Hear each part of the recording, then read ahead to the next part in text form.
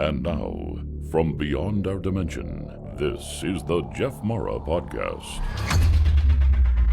Here's Jeff. My two guests are two legends in the field of extraterrestrial research and consciousness. Barbara Lamb, licensed psychotherapist and regression therapist, renowned for her pioneering work with ET human hybrids.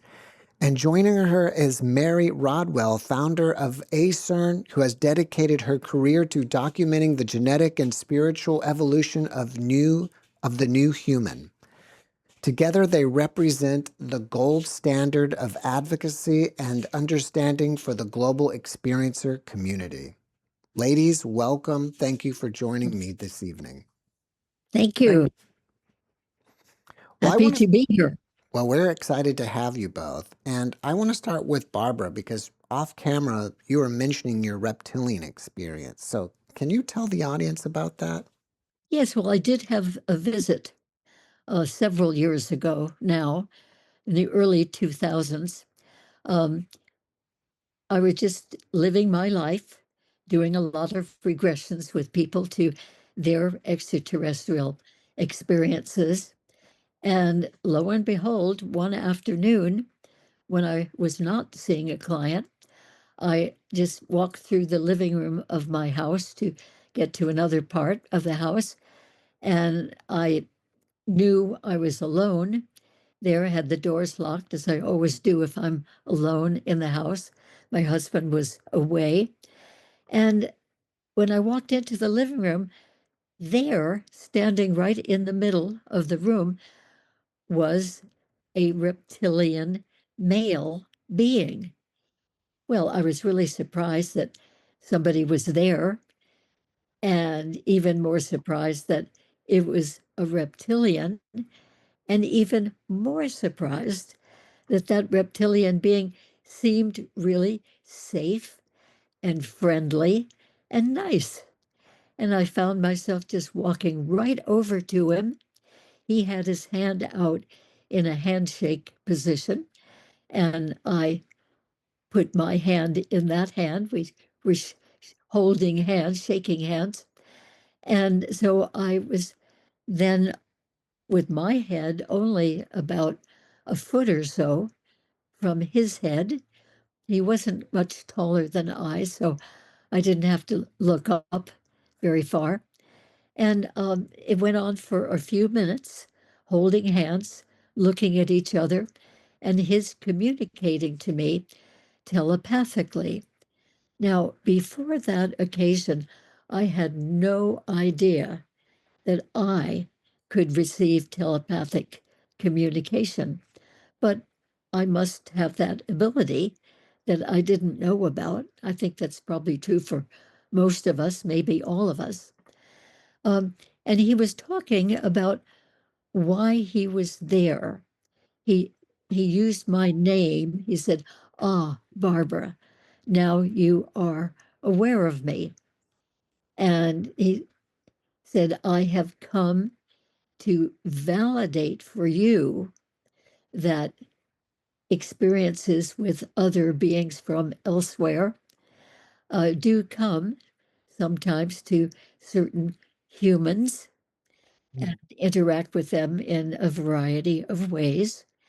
And we know," he said, speaking about him and other beings from elsewhere, we know that when you are working with someone and helping them to know the details of their encounters with beings from elsewhere, we know that when you're working with somebody, you are completely believing them and trusting them, being willing to hear everything, helping them to bring out more, that you are completely accepting that this sort of thing happens.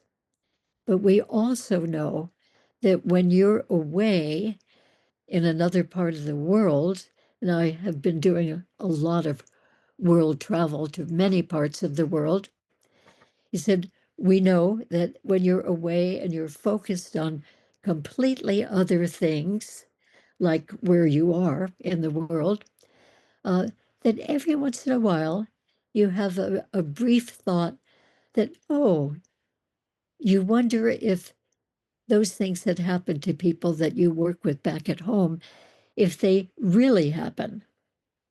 And we know it's just a very fleeting thought. He was absolutely right, by the way, that once in a while, being away and focused on such different things, that I'd have that wonderful thought, I wonder if that could really be true. And then I'd go back to trusting it and believing it again.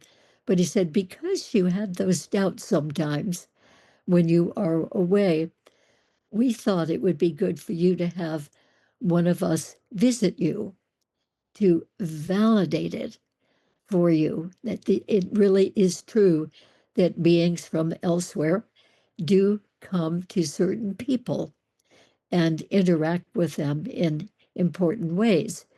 And then he went on to say, so you know that I am really here. You can feel me. You can see me. You can pick up my messages. You know this is really happening right now. And I chose particularly to come to you in the light of day. There was a lot of sunshine coming in my living room window, a big corner windows, in fact. And he said, we wanted you to be able to know, being fully conscious, awake, and alert, that this is really happening. This is not just a dream when you're sleeping. So then he went on to say that he and others like him are sort of friendly ambassadors. They consider themselves that. And that sometimes they come to people who experience extraterrestrial contacts. They come to them too to validate for them that this is really true. They really are having these experiences and other beings really do exist. So he spoke about how sometimes he and others like him will come to somebody when the person is standing in front of a mirror, like in a bathroom mirror situation.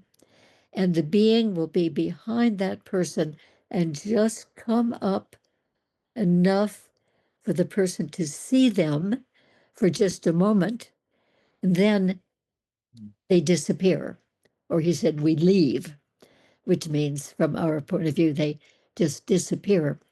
And he said sometimes a person is driving along in a car. And he said, you know, you have those mirrors that look backwards. And I was thinking, yes, you mean rear view mirror. And he said, sometimes one of us will be behind the driver's seat and we'll just come up very slowly until that person sees us in that mirror that looks backwards. And once we realize they have seen us, we leave. Poofed, they're gone. And but it's just enough to validate for the person that yes, there really, really are beings of that sort who do come sometimes to them and to other people. Uh, so basically, that was his message, that he wanted to validate for me that they are real. And he seemed very, very pleased that I was doing this work with people to help them to really know the details of some of their encounters with these other beings. And then he seemed to be finished saying what he had come to say. And suddenly, poofed, he was gone. I didn't see him walk toward the door and go out the door or anything. He just suddenly vanished. That's what it looked like from my point of view. And then, of course, this whole thing was such a surprise to me. And I just went about walking in my house and just doing whatever I had planned to do, and just thinking over and over again, wow, that really happened, didn't it? Asking myself, yeah, that really did happen. I mean, he really was here. That was real. I could feel him and get the messages as well. Feel him and see him in great detail about his skin coloring and skin texture, and particularly his beautiful eyes. His eyes were completely round shape, and they were bright yellow. They reminded me of yellow marbles in the sense that they were round and they had kind of a shine to them. And outstandingly, the pupils were not round pupils like we have. The pupils were vertical slits, black, in the middle of these yellow eyes. And they had a little lightning strike shape to them, the way that we draw a lightning strike, a little jog in both of those pupils. Absolutely fascinating. And then, as I was very busy looking at his eyes primarily, I was aware of his head shape and the whole face shape, which is quite different than ours because it sort of comes out in front. And I never did see a mouth. I think it must have been on the lower part of that face that protruded frontwards. Um, but he just was exuding a nice, safe feeling and a friendly feeling, a nice feeling. So I have been forever very appreciative of that experience, even though it was a shock to have that experience. But it really validated things wonderfully for me and let me know that there are reptilian beings who are very decent and very nice. Because before that experience, anything that I had heard from other people about reptilian beings was really very uncomfortable, very unnerving, even frightening, the way other people describe them and whatever I had heard about them. But this being's visit taught me that, there must be a lot of different kinds of reptilian beings. I had not particularly thought about that before.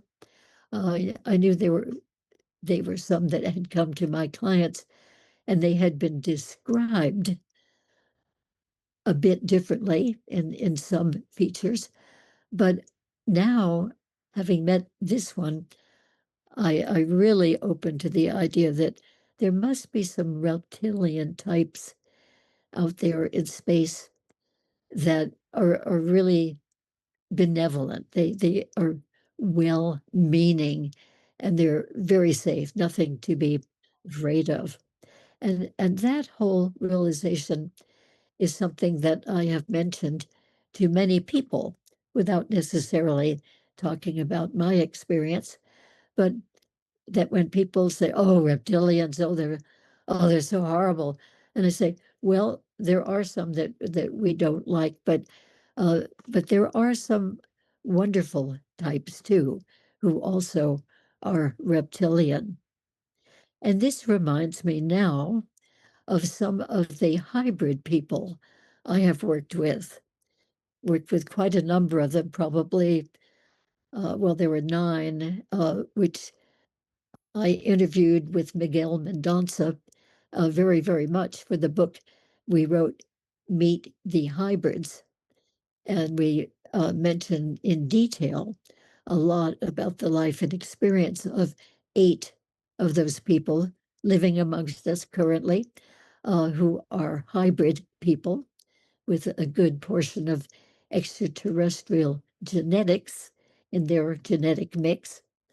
Um, so they have among them, they had 3 women, 3 of the hybrids, who had had experiences on occasion of completely morphing, changing into their full reptilian form.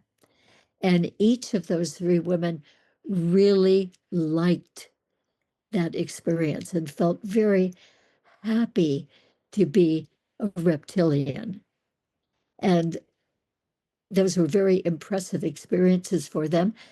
And in all three cases, they had at some point been witnessed in their full reptilian form. Obviously, they each have reptilian genetics as well as genetics from other extraterrestrial beings too. So actually, there are two women, one of those in Meet the Hybrids and another one who is not in that book. But in each case, I happen to be talking to them one at a time, separate years, totally separate experiences, even different parts of the world where these happen.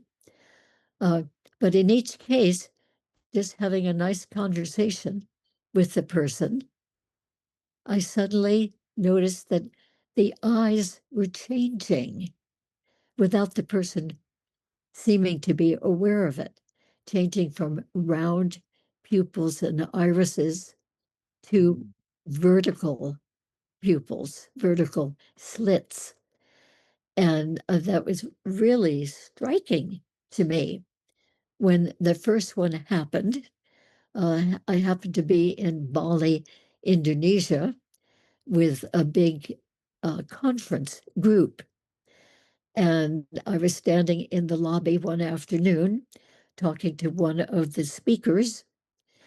And there was lots of daylight coming in that lobby and lots of lights coming down from overhead as well. In other words, I could see the person really clearly. And standing, a foot or so away from that woman having a conversation. And suddenly she changed from having a nice, relaxed conversation to like alarm. She suddenly said, "Oh, Barbara, you've got to watch out. You've got to watch out. You're in danger. You don't know with the work that you're doing. You're really, really in danger. You've got to really protect yourself." I mean, and she was going on like that. And I was so amazed. And I didn't buy into it, luckily, but I just kept looking at her eyes, and they were changing as she was changing into that alarmist point of view. Her eyes were changing into vertical slits instead of round pupils. And just then, our whole tour group was called to get onto a bus to take us for the afternoon outing. She went and sat in one part of the bus, I sat in another, and I never did talk to her again about that, or in fact, about anything. So that was the first person. And the second one was one of the hybrids who was speaking at a conference that I was speaking at. And then they had an after party for the speakers in one of the hotel rooms upstairs. And I was talking to this one and knowing, of course, she was a hybrid because she's one of the ones we had written about in our book, Meet the Hybrids. And about 3 or 4 other people were there talking with her as well. And suddenly I noticed that her eyes were changing into the vertical slit instead of the round pupil. So I said to her, "Oh, are you by any chance aware of anything, any feeling in your eyes?" And she said, "Yes, yes, they feel kind of weird. I feel a pressure. Why?" And I said, "Well, because I'm just right now standing here watching your pupils change into vertical slits." And she said, "Oh, thank you so much for telling me." And she ran away into the bathroom of that room and turned on the light and to look in the mirror so she could see it happening too. And she is one of the hybrids who on occasion will change into her full reptilian form. I wish, frankly, that she had gone ahead and done the whole change after her eyes changed, but she didn't, maybe because, she was with a whole room full of people enjoying a party. Uh, there's another woman I have been in contact with who lives in Tennessee, and she has talked to me on the phone and email about her being a hybrid, a reptilian hybrid. And she even sent me pictures, photos of her when she was singing in an opera. And when she got to the most emotional part of the opera, her eyes changed into the vertical slits. And somebody there took a photo as this was happening. You can see the change in her eyes, and you can also see that around her forehead and one side, around the eye too. Her skin was changing to look like reptilian skin. And how great that that was actually caught on camera. And she emphasized that, at least for her, the changing into her reptilian form would happen at any kind of moment of really high emotion.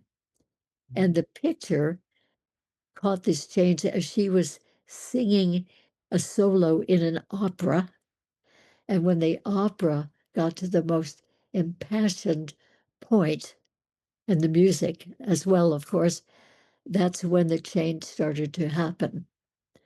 So that woman told about how she was a member of quite a group of reptilian hybrids, and that they had a church underground. She would go down underground to in a certain place. It'd be a great big room with columns holding up a very high ceiling. And she actually sent me a painting of that room, which was their temple for their particular kind of worship. It was not a Christian worship, not a satanic worship, but a very unique, from our point of view, kind of worship that the reptilians do. So that was certainly interesting to get to know her and have her testimony about that. I want So, to. Mary, I'm wondering, if do you um, have many hybrids coming to you? Is that part of your work? Absolutely. Not in quite the same way that you've described, although I do know at least one lady we both know in the UK that I've worked with that is a hybrid, and she certainly shifted form and had reptilian children. She talked about both Yeah. on the craft, one visiting her, and some that had been, some of her genetic material had been used to create other hybrids, and you wrote about her in Meet the Hybrids. Ah, I've met her a couple of times. In fact, we've traveled together, oh, but good. I've met a number of those certainly that have discovered they've got reptilian DNA, Right. which has been a bit of a surprise to them. But the hybrid thing has brought in, many of different other species as well, which is, we know, from the Zetas or Greys right through to blue avian type beings. And I remember the 7-year-old telling me that she's part blue avian and part human, and Oh, that she's come to this planet. She brings in the star language, the light language. Another oh, one was an 8-year-old saying that she was a water being, part human. So a lot of the children that are coming in seem to connect to being hybrids. yeah. A lot more aware of that, certainly. But many, many adults, have also connected to other intelligences. And what one recently said that she feels very connected to mermaids, that she feels like she's been part mermaid. Another one talking about being part of a dolphin consciousness or sedation consciousness and whatever. So Right. it's sort of really broadened out. Not only am I having experiences, but I'm also aware I'm different, that I don't really feel like I belonged, that this is not really home. The common theme is, Yes. okay, so what do you feel connected to? And having different forms. So it's expanded, as you well know, from what I call the standard ET contact to what is my connection to these star beings that are interacting. And Yeah. often it's like their family, you know. Oh, yeah. So many people really feel that, especially the hybrids feel that.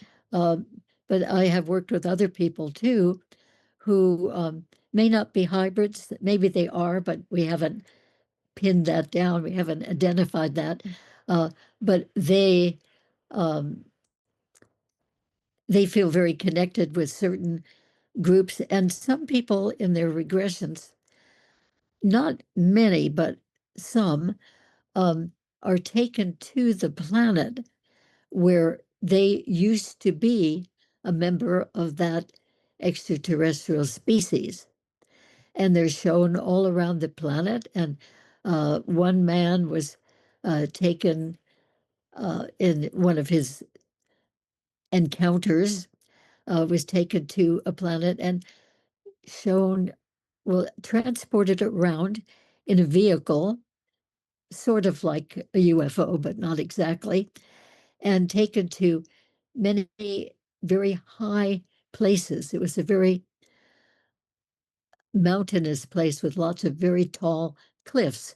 And there were many buildings up there, and even a place that was looked kind of like a restaurant. He thought it was a restaurant, but where people would go and relax and meet and have something to eat. And and he was very fascinated with it. Everything was at a very, very high elevation and not much on the ground way down below. And it was pointed out to him as part of that visit that that's where he had lived in that culture, that topography, in another lifetime or two. And that sort of thing happens. Another person was taken to a very watery planet and instinctively wanted to go in the water. The person did. And there was a guide from one of the ones living on that planet, a different type. And the guide went in the water, and she was encouraged to go in the water, and she really wanted to.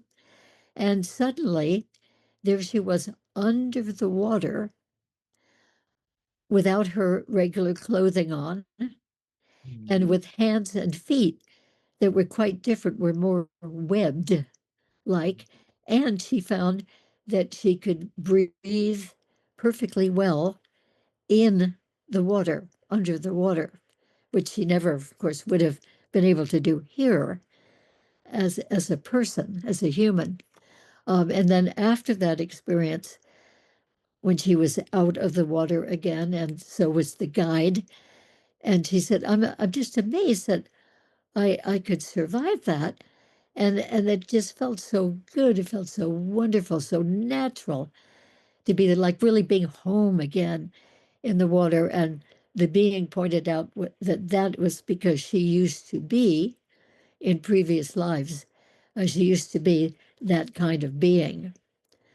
So yes, I'm sure you've had experiences kind of similar to that with some of your people. And another time, a lady we found out in regression was taken to a planet, and she could see that the other beings there were quite human looking. She assumed that they were human, or she assumed that for a while. And she was taken to a place kind of on very low ground, a big open, like a big open place in nature. And there were other women she assumed at first that they were human, who were doing sort of a rhythmic ritual movement together. She said it reminded her of Tai Chi movement, but still a little bit different, but they were all moving in unison and seemed to be very relaxed and very happy, very peaceful about it. And so she was invited to participate with them, and she was surprised that she knew how to do that movement. Even just having watched them for a couple of minutes, she knew it perfectly once she started doing it. And then it was pointed out to her after that that she had been one of that type of being for a number of lifetimes, and that somehow in her soul, all of that was familiar. So I love experiences like this when people open up and realize so much more about themselves, or at least about their soul, and the different kinds of experiences on different planets and even in different dimensions that the soul can have. And this idea about the soul having experiences on different planets, even though the soul is living as a person, a human person on Earth nowadays, um, that idea has come up in my awareness with quite a number of people, and even with Sheila Seppi's work in our book called Cosmic Convergence. She talks about how the soul can live in many different kinds of places in the universe from lifetime to lifetime, so that it's very, very natural for the soul of a human to have lived on many other planets as many other kinds of beings, or even in other dimensions of reality. And now those persons are human beings on Earth. But it's the idea that we are so much more than we have thought we are. I know I certainly grew up thinking that we're the only life there is, this life on this planet. We have a lot of different kinds, but I never really questioned that at all. I just assumed, like everybody else around me did, that we're the only life of any kind, let alone intelligent kind, uh, until, oh gosh, in the late 1980s, I guess, is when I became aware that some people are discovering that there are other types of life, extraterrestrial life, which sometimes come to Earth and interact with people. And then, of course, it just opened up from there.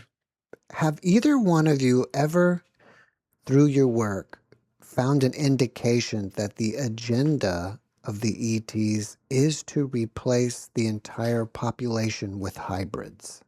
I have not, even though I've done a lot of work about the hybrid subject and with many hybrids, I've never had any hint of that whatsoever in my work, that any of the uh, beings are creating hybrids so that they can eventually take over the world. Now, I know, of course, that Dr. David Jacobs is very strong on that particular point of view because of the clients he has done regressions with.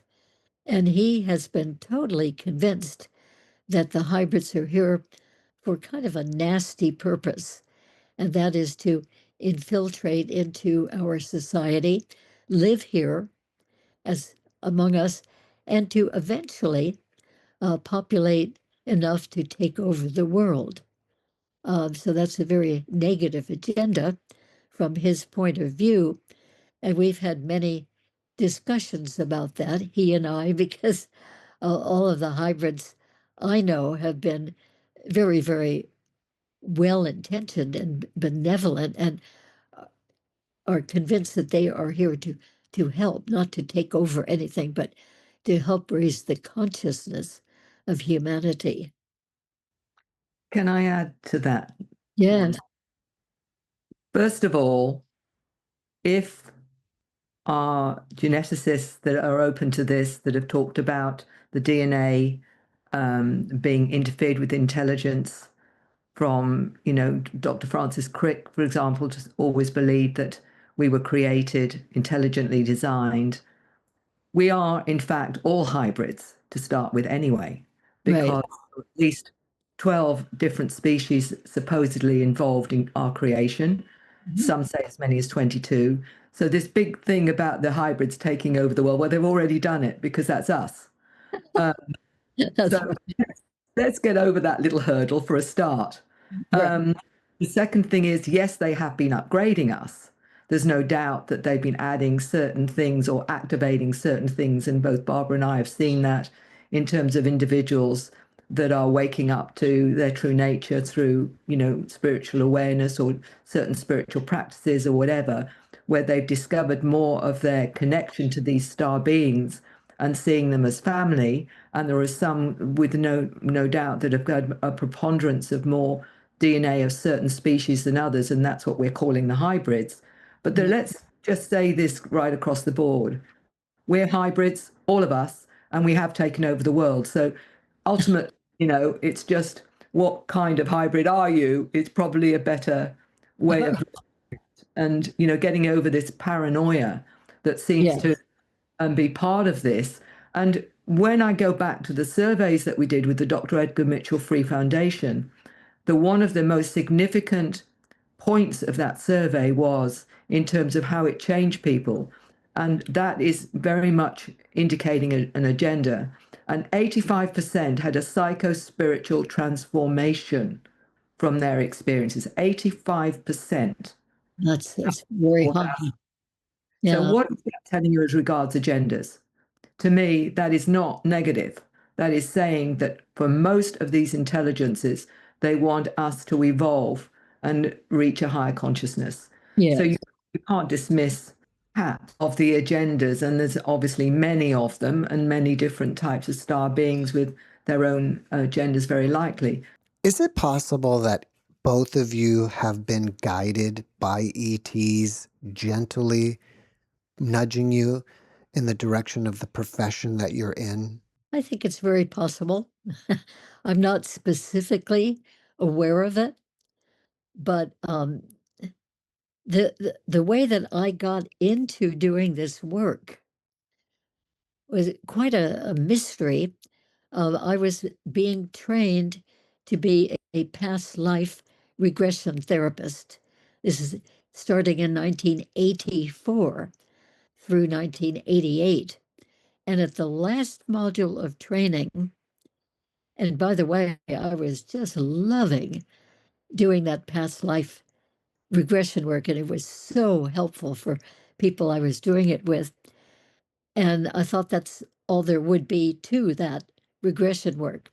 But at the last module of training, the past life therapy regression trainer said to our group, those of you doing regression work need to know that sometime it's possible that somebody might come to you with the complaint of having been visited by very unusual beings and taken away for a short while and returned again. And they could be very distressed, very fearful, very confused. And you just need to know that it's possible that sometimes somebody like that might come to you. Well, I had never heard of that before, so I was really, wow, really kind of shocked, cognitive dissonance. And then, right after she said that, a very loud voice in my head, not my voice, said emphatically, "Pay attention to this, Barbara. You will be doing this." Woo! what is that? Two great surprises, one right after the other.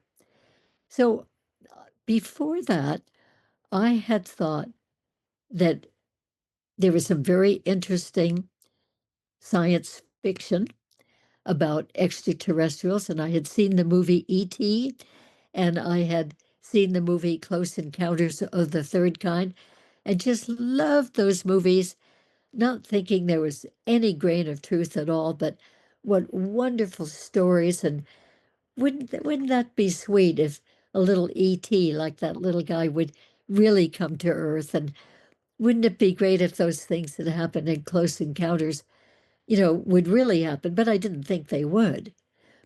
But so I was really having cognitive dissonance with what this trainer was saying. And after that, after the training week was over, I found that when I was out doing errands, that almost as if my car was in charge and would take me to either a bookstore or a magazine shop. And I realized I was looking for information about these visits that apparently some people have. Um, and there was one magazine, Omni Magazine, that every month had a one-page article about somebody's abduction by extraterrestrial beings. So gradually, over a period of about 3 years, I began to build up more and more of a sense that, maybe these things really do happen. But I've had no awareness of it. So one morning, 1991, in the shower, which is a nice thinking time for me, kind of free thought time, I was thinking, if anybody ever comes to me for that peculiar kind of reason, I could manage that. Yeah, I could do that because I had done quite a number of past life regressions and had 5 years of training in it. And I thought, yeah, I could just use the same method, but we wouldn't go into a past life. We just go into an experience earlier in this life. And 2 hours later, after having those thoughts, sort of indulging in those thoughts, I was at a metaphysical bookstore, and the woman behind the counter recognized me. I don't know how or why, but she said, "Don't you do regression work with people?" And I said, "Yes." And she said, "Please work with my daughter, my 21-year-old daughter, who's having really peculiar beings visit her many, many nights, and in her sleep and even during the day. And she's totally traumatized and just can barely even function at all anymore." And so I worked with that young woman, 6 sessions, and she just really changed so much. The 7th session, she came in and said, "I've decided that I am really okay with these beings visiting me and taking me away. That actually, if they want to do that continually, that's perfectly okay with me." So I thought, wow, I guess this is really worth doing this work. If anybody else would come, and I didn't necessarily think anybody would, but that same year, 1991, there were 4 other women, totally separate from each other, who came because they had been having these peculiar experiences and realized I was doing regression work and maybe I could help. So that started it back there in 1991, and people have been coming ever since. A few thousand people. There are a lot of people out there who are having these encounter experiences, these unusual visits, and usually they just remember, oh, just 2 or 3 moments or a minute at the most, and then they are out of consciousness as the rest of the experience happens. And every single person expresses so much relief to finally know, whatever it was that happened in that experience, they at least have clarity about it now, and it all begins to make some sense. And usually, I don't know about you, Mary, but I bet it happens for you too, that when somebody comes to explore one experience in regression, in that same session, they will realize, they will remember, oh, yeah, then there was that time when I was 16, and oh, yeah, happened several times when I was a child, and oh, yeah, as an adult too, every now and then. So in other words, you sort of pull the lid off one experience, so to speak, and they can very often spontaneously remember others that they had not been consciously aware of or wondering about all these years. Mary, does that happen to you too?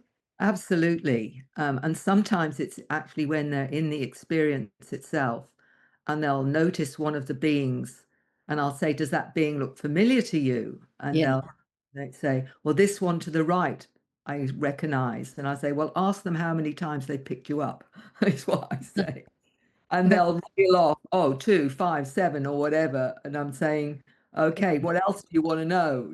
And then we have this dialogue in the session where they're talking to the being to get some of the answers that they probably asked all their lives and what have you. Yeah. But getting back to what brought me in, I, like you, was interested in past life regressions. And it fascinated me and I learned more and more about it. But I still wasn't aware of non-human intelligence as such, other than I was part of a spiritual group where we were working multidimensionally. And at one point I was given the information that one of those that supports me was actually a star lady. Ah, And, she was one of my guides, if you like. uh-huh. And I hadn't had any tangible point at that time to put this together, other than, believe it or not, within a few weeks of this happening, I went into a bookstore and picked up 2 books that looked interesting because I'm a bit of a bookworm. And one of them was Abduction by John Mack, Human Encounters with Aliens. Oh, yes. Psychiatrist, that's interesting. And also Communion by Whitley Strieber. And I just read the books and someone walked through my door saying, Mary, I've had these experiences.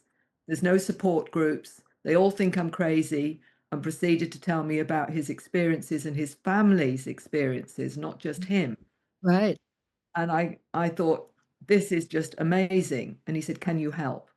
And the fact that it wasn't just him, that it was his partner and the children, gave it a great deal more veracity for me. But of Oh, course, yes. all the indicators. And so was I set up? Absolutely set up. So that Mary got the information she needed when the time was necessary, just as you. And I do think that when we look at the soul mandates and what have you, that our soul is leading us into where ultimately we're meant to focus and go. So I absolutely believe that I was set up by another aspect, probably of myself, that said, Yeah. Mary, this is actually what you're going to do, and we'll make sure that you're prepared when you need it. But it was past life info that first was, like you, fascinated me. This Yeah. journey, looking into what are we as a soul, and the whole multidimensional nature of what is who we are, what's our essence, what is soul. So it all came from that seeking to know more about who we are and what we are and why we're here. Have either one of you regressed anybody and determined, or they discovered that they were a member of the secret space program? Yes. Yes, I have. There's a very well-known man named Michael Jaco, um, well known in the community of people interested in UFOs. And he has testified, as have others, about having been in the secret space program. And in that program, it involves their being taken to Mars and the moon and a number of other planets as well. And so I was asked, I think it was by Gaia TV, to do a regression with him.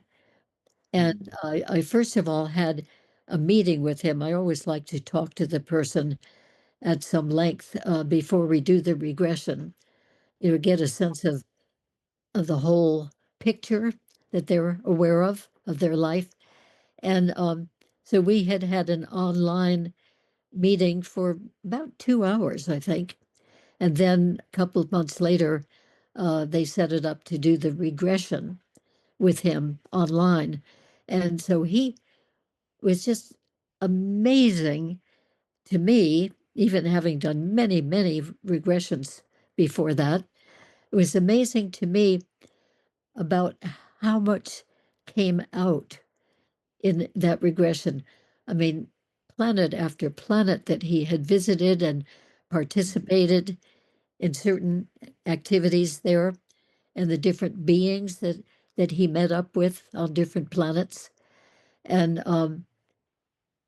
it just rolled out. I mean, just an incredible array that had happened over a period of years when he was in that secret space program. So there's apparently a lot going on there in the secret space program. There are other people too who have sort of retired from the secret space program who have talked. Randy Kramer is one. I'm forgetting the names, but there are several people who have done interviews and podcasts about their experience in the secret space program. So, and one of them is a woman who I have done a couple of regressions with, and she may still be involved in it because she knew she was going to be going away for an undetermined time. And so it may have been one of those secret space assignments. But apparently, there's a lot going on that we don't even know about. And a lot of life that's been witnessed on other planets, a lot of different types of beings. For instance, on Mars alone, underground, there are several species of extraterrestrials and humans already living there, working there, and being visited by those in the secret space program. And there's a lot of some of these secret space program people have talked about the enormous amount of trade that is actively going on between species on one planet and species on another planet, and trade going on with certain groups here on Earth. That we send goods up there and we get certain goods back from them. I mean, apparently it's just like a whole universe full of very, very active trade going on. And then, of course, we hear in some of the regressions about how some of the species are hybridizing babies, not only with humans on Earth, but with other species of extraterrestrials. And there is this belief, I have been told, that when one species of life mixes with another species of life, would have to be reasonably compatible, that the offspring, the hybridized offspring, are stronger, sturdier, more intelligent, longer living, and all kinds of good qualities like that. That the mixture of species is considered by those beings to be extremely important. So it's a very interesting thought to me that there's all kinds of hybridization going on all over the universe, and that the humans are probably quite a bit behind in really realizing about that, and in valuing the goodness, the benefits of hybridization. And as Mary was saying earlier, um, the fact that we humans probably all have been hybridized, thousands of years. We don't know how many thousand, but many thousand years ago, that we wouldn't be who we are as a species if it hadn't been for the hybridization from these other beings. I think that what was fascinating for me was when an 8-year-old couldn't wait to speak to me after having an experience where she'd been taken, and she was so excited. She said that I was taken to learn to another planet to learn how to levitate and use my my awareness and my psychic abilities. And she said, and then they showed me on the ship what they were doing with DNA and how they were mixing species, Mm. and they were taking these species to all other planets because that's part of what they do, is Ah, species and seed other, the way she said it was to seed other planets as part of, good so for her. she'd been shown this as in just one experience, and it Yeah, was fascinating. And of course, many people that have spoke to me about the mantis, particularly as being master geneticists, yeah, and that's their role as well. So there's a big program of seeding new species apparently across the multiverses, which yes, yes. like, Yes, I hear that from some of my people too. I'm sure that's true. I mean, there's a huge amount of activity of that sort going on. And of course, we people, uh, experiencer people, have the chance very, very often to realize that they themselves have hybrid children. So that child is a certain percentage human, certain percentage extraterrestrial, maybe more than one race of extraterrestrials.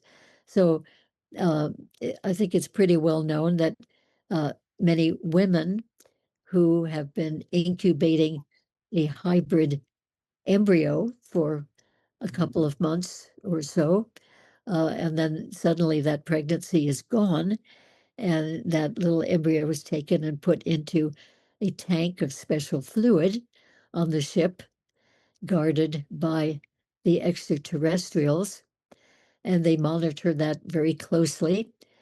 And then when it's time for that baby to be fully gestated, that baby is taken out of the tank and raised in the air by the beings, the extraterrestrial beings. That, of course, is a hybrid baby. And then many people have found in their regressions that on occasion, when they're on the ship, they are taken to a room full of hybrid children of different ages, and even into where they eat. I mean, there are some women who've really been ushered around to show a great deal of that. Some people just meet individually with their own hybrid children. But some women have discovered that they have a large amount of hybrid children living on the ship. Like one lady I know uh, has found out she had 35 hybrid children. And that was several years ago that I worked with her. She may have more by now. So it's really a very amazingly large program going on, that ET human combination. Hybrids are living there on the ship.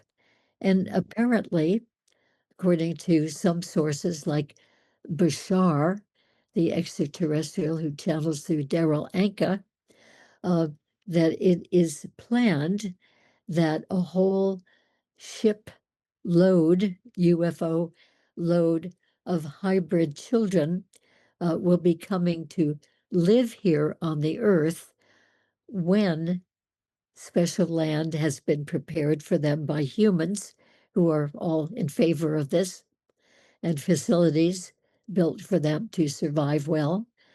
And well, we'll see. But I mean, that's been going on for a number of years now, that has been planned and predicted.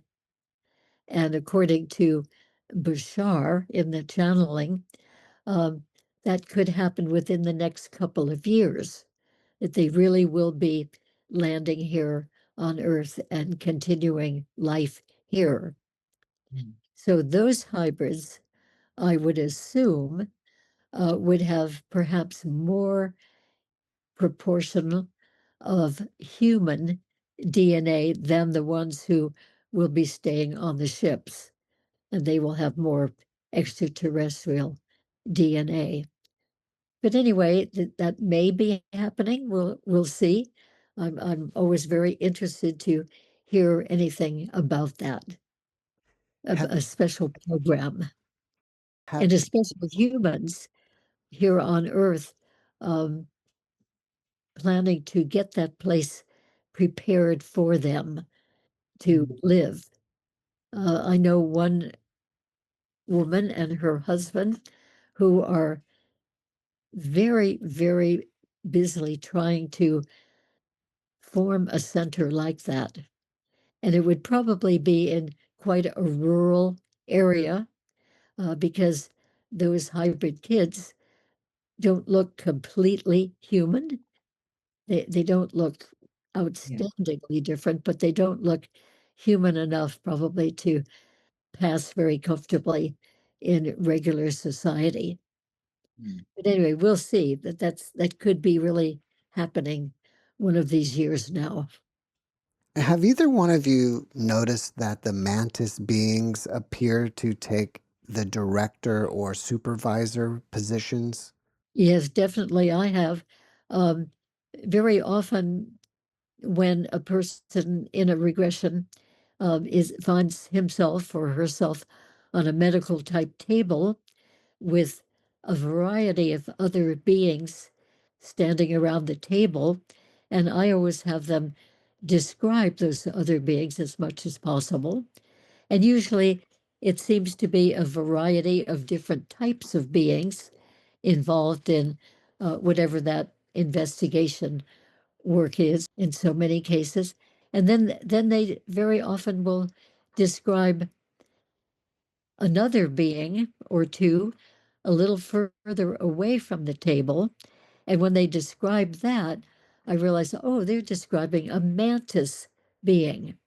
And the mantis being seems to be kind of overlooking whatever the procedures are on the table where the person is lying.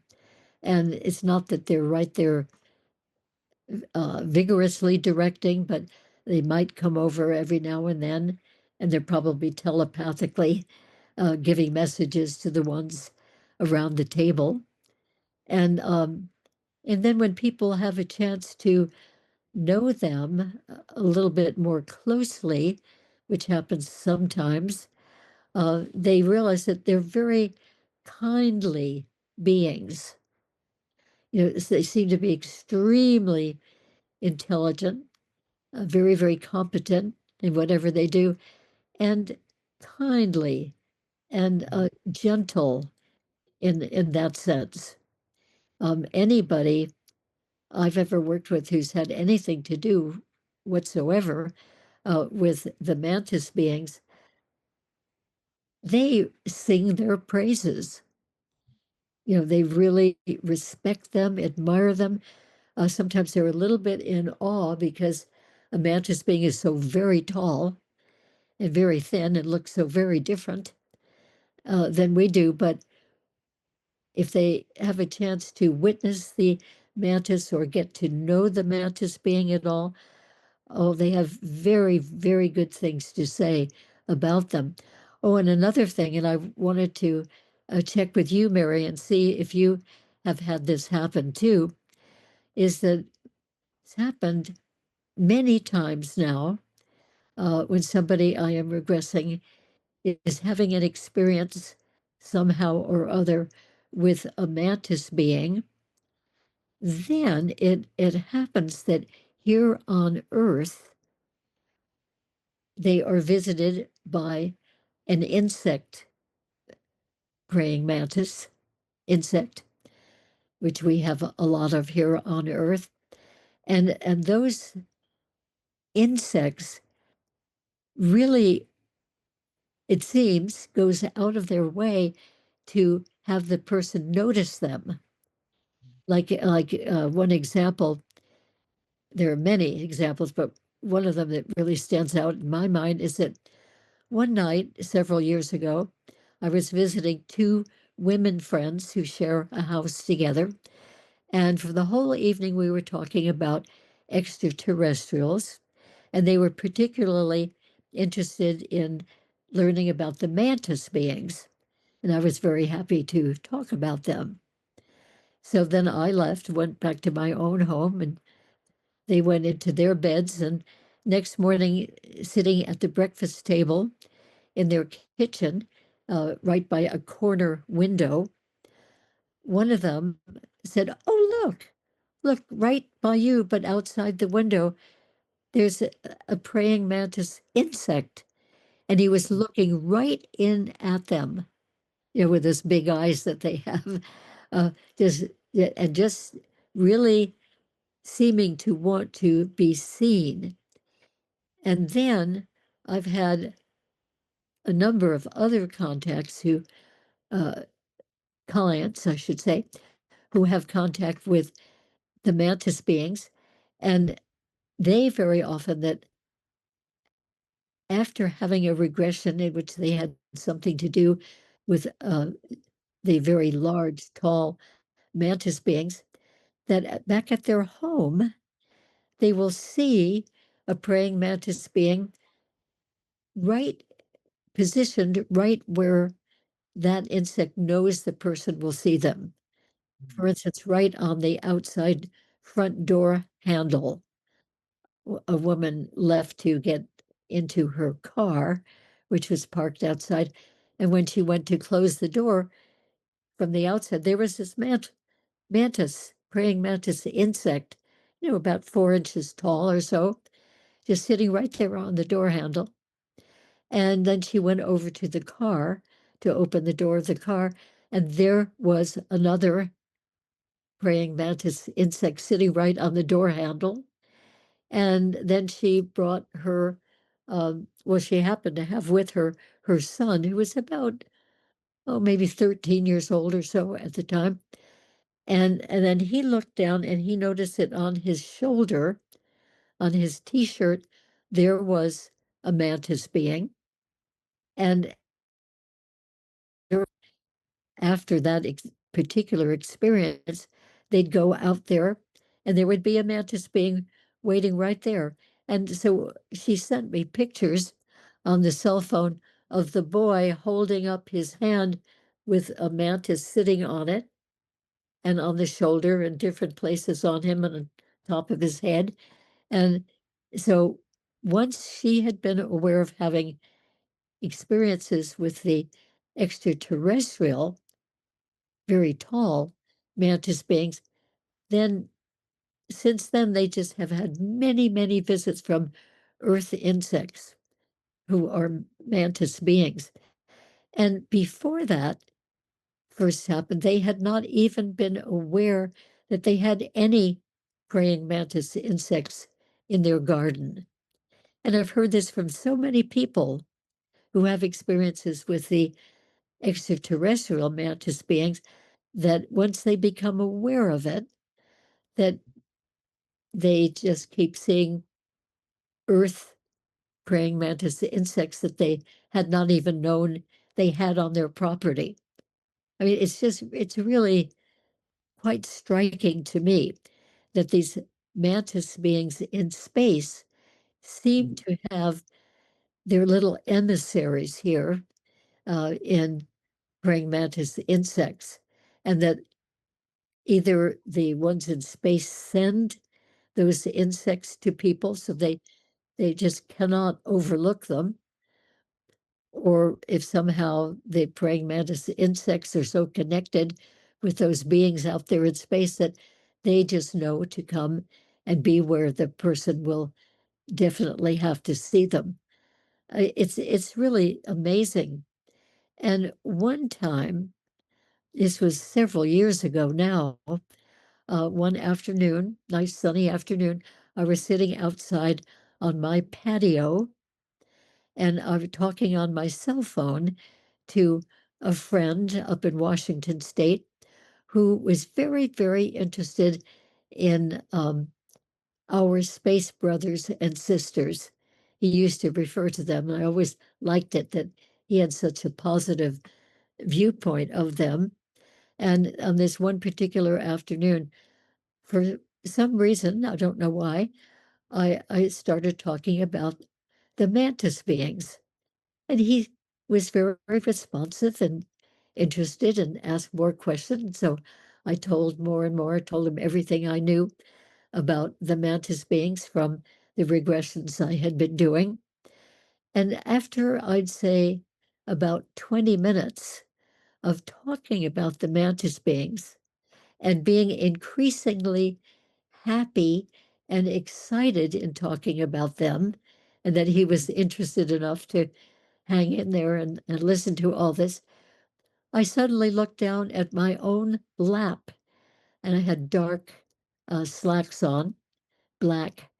And I looked down, and there, right on my thigh, was a baby praying mantis insect, only about 1 inch long. And it was so young. It was just a beautiful light green.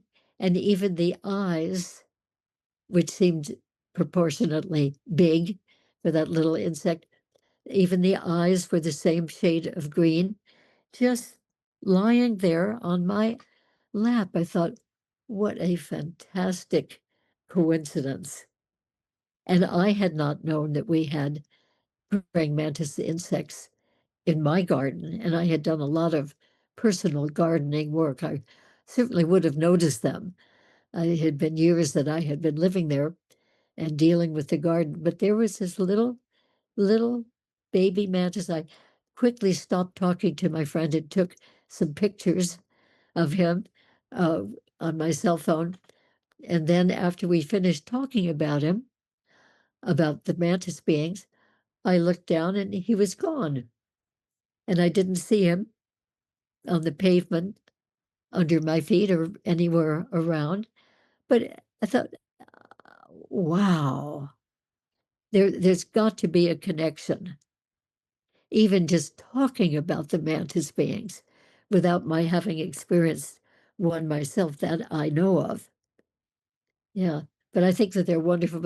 Have you ever come across that, Mary, that people have experiences with the mantis extraterrestrials see uh, insect mantises right where they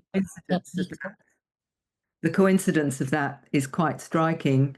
And there were two things just to add to the information that you've brought through, is that some people believe they have praying mantis as part of their spirit guide, that they think they are given information from their mantis rather than a Tibetan monk or a guardian angel. It's a mantis being. But the yes. most striking for me was an 8-year-old telling me that his ancestors were mantis beings, and that when he dies, he's going to go back to being a mantis, and talked about going on board craft, where sometimes he said he evaporated into the mantis. They had a mantis form for him, and he would evaporate. His soul, obviously, he was talking about, was going into the form of a mantis for a short time.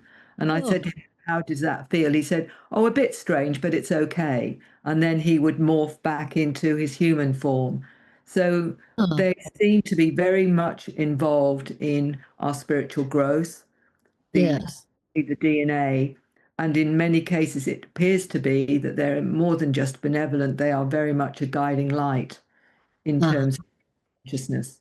Where I live, there are tons of lizards, and it makes me wonder now, are they here because of the reptilians?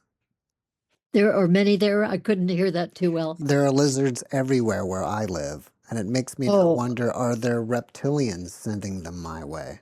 Well, I've wondered that too, because at the house where I was visited by the reptilian, around that house at certain seasons, especially in the warmer weather, there would be lots and lots of lizards crawling up the wall and scooting around the paved yard and just being there. And then, there were 3 times when a lizard came in through the open door and startled me. One was almost a foot long, and it was clinging onto the drapery in the living room.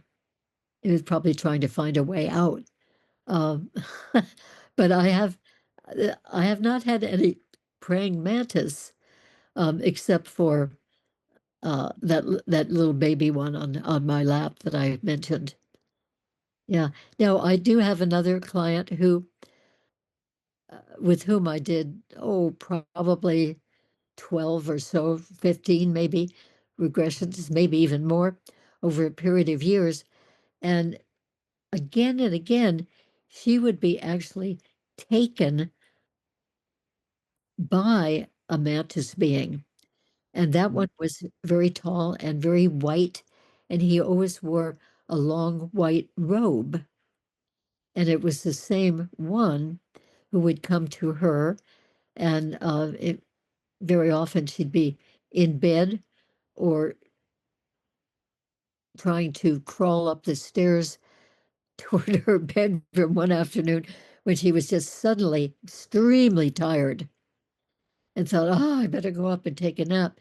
And he came, scooped her up from the stairway and took her out into space. And he always seemed very, very nice, protective, and kindly to her. She grew to be very, very fond of him, even though the first time she saw him when she was 4 years old, she was just terrified. And she was told by other beings, these came to her outside of her kitchen door when she was 4 years old. And there was a little gray there and a couple of other types. And then this big, tall, dark mantis being. And she was told that she would be knowing him and going sometimes with him. And she said, Oh, I can't go with him. He's a big bug. And even, decades later, when she came to me for work, uh, she would refer to the big bug. She said, I had another experience a couple of nights ago with the big bug. And she just couldn't get past that. And yet, over the years, she was developing a nice relationship with him too. And sometimes he would take her not to a UFO, but he would take her to somewhere else. Like one time he took her to what looked like a big floating city of light out there in space. And they approached it, and it looked like there were a lot of glass buildings, various shapes. Some were domes, some were pyramid shaped, some were square, some were rectangular, some were circular. And he took her to an experience in one of those glass buildings there was another extraterrestrial being, not a mantis type, but another type.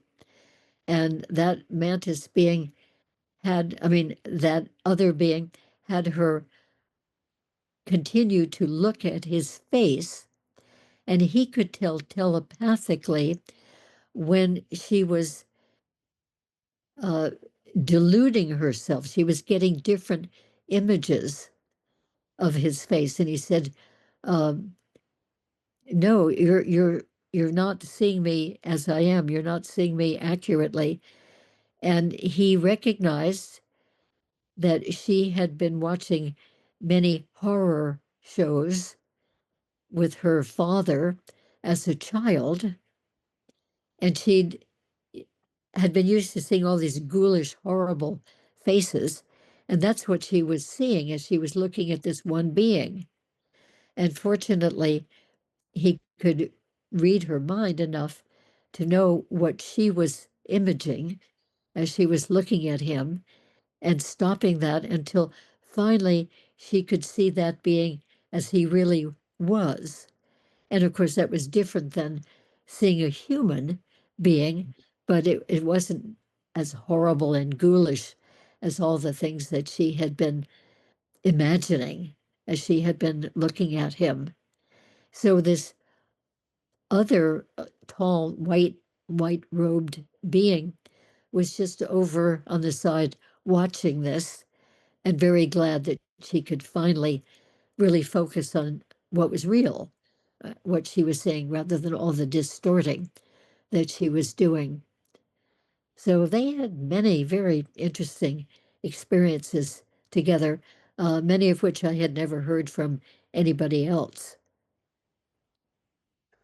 So I think the mantis are very, very interesting species. Well, ladies, I'm running out of time, but before I go, I want to let people know how to find out more about you. Can you share with us your websites? My main one is cern.com.au or maryrodwell.com.au. I'm on Telegram as well as Messenger, Facebook. So they're the primary ones that you can get in touch with me. So not really difficult. My website is barbaralamregression.com, barbaralamregression.com. Also, I have quite a number of podcasts about these things and other unusual things on my YouTube channel. So the YouTube channel is Barbara Lamb ET Regressions. So people can find me those ways too. I don't do Facebook. I gave up on that. I just didn't have time for it. Mary, do you Then also have a YouTube channel? No, I don't. But I find I haven't really got time for that, the way Barbara's also explaining. But, I do many, many interviews just as Barbara does. And I will say that I've got a presentation on multidimensional hypnosis on the 22nd of November at Portal to Ascension, which is basically going into hypnosis. And the bit that you were saying about how people work with hypnosis, I'm talking about the way that I work with hypnosis and what kind of outcomes come from that particular process. And that's on the 22nd in 4 p.m. Pacific time, which is the 23rd for those in Australia. Barbara, do you have any events coming up soon?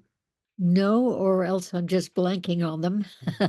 But I just continue my work, and I do a lot of interviews, but I can't think of one just right on hand to refer people to. Well, before we finish up, can you each leave us with a last positive message? Okay, I would like to just say that the universe is full of so much that we have not been aware of, and we are becoming more and more aware of it. Wonderful. And the universe also has many dimensions in it. And in those various dimensions, there are many different kinds of beings. So we would think of them probably more as sort of spiritual beings. And then, of course, there's the spiritual realm full of oh, millions, billions, I don't know how many souls who have lived here on Earth and lived in other planets and have gone into this spirit realm when they cease their lives. Anyway, there's just so much that we are learning and uncovering, and so much benevolence out there in these different realms, the different types of beings, different dimensions of beings, really wanting to help Earth. And I think that a lot of the beings are recognizing that Earth is in a great deal of trouble right now, not only ecologically, but, just politically, and different power groups trying hard to take over. So there's a lot of interest in us humans from these beings. And as far as I can see, most of it is very, very benevolent interest. Thanks, Barbara.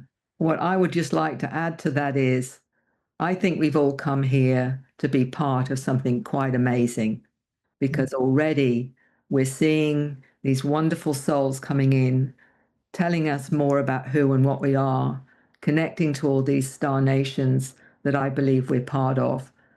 And I think more than anything, I would say to people, trust yourself, trust what you know, and learn and be open to what you don't know, because I think our world is far more amazing than we ever realized it was. Good. Yeah, well said. Ladies, thank you for your messages and thank you for being my guests. Thank you, Jeff.